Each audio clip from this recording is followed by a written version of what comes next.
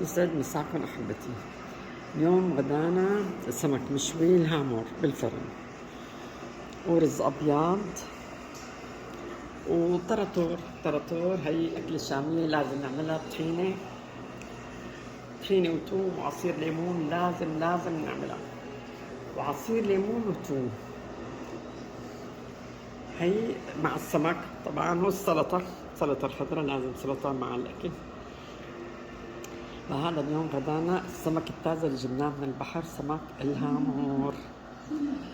إن شاء الله بدي أذكركم طريقة تحضيره، ريحته شهية ولكأن في سمك بالبيت أبدا، ما شاء الله، شيء حلو يعني وقت تفوتي على البيت ما بتكرهي السمك من ريحته لأنه تازة. إلى اللقاء يا أصدقاء، بننزلكم طريقة الرز والسمك إن شاء الله. إلى اللقاء يا أصدقاء.